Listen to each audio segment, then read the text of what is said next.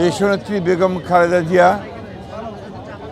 গত প্রায় এক সপ্তাহ ধরেই তিনি গুরুতর অসুস্থ অবস্থায় হাসপাতালে রয়েছেন।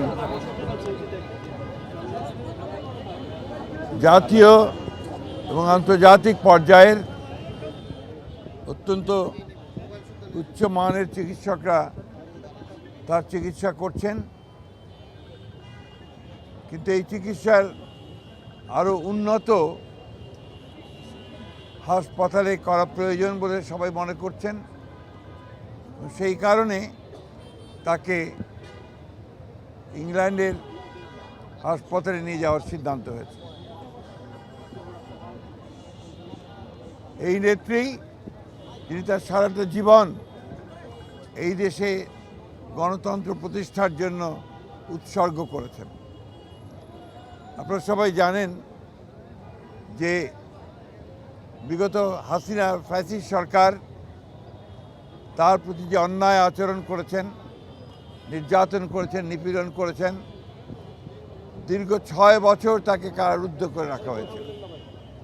এর মধ্যে 2 বছর তিনি একটা নির্জন কারাগারে, পুরনো কারাগারে, কেন্দ্রীয় কারাগারে তাকে আটক করে রাখা হয়েছিল এবং সবাই সন্দেহ করেন যে সেইখান থেকেই তার এই রোগের সূচনা হয়।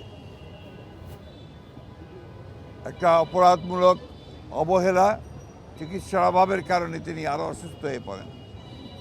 এরপরে আপনারা জানেন যে গত 4 বছর কোভিডের সময় থেকে তিনি গুরুতর অসুস্থ হয়েছিলেন।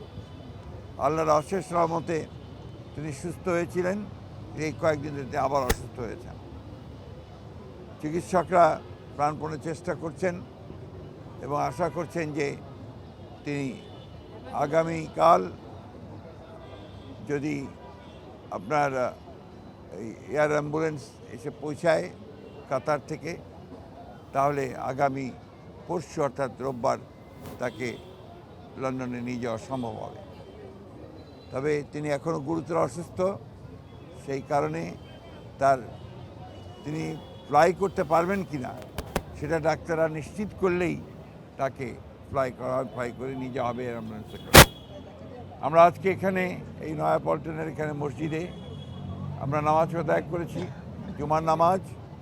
সারা দেশে আজকে জুমার নামাজের পরে বাংলাদেশের মানুষেরা দলমত নির্বিশেষে তারা আজকে এই মহান নেত্রীর জন্য, তার আরোগ্য লাভের জন্য, তিনি যে সুস্থ হয়ে আমাদের মাঝে ফিরে আসেন এবং দেশের যে সংকটময় মুহূর্তগুলোকে যেন তার ওই অগত্যে আমরা সবাই অতিক্রম করতে পারি, সেই দোয়া আজকে বাংলাদেশের মানুষ তার কাছে, আল্লাহ তাআলার কাছে চেয়েছেন।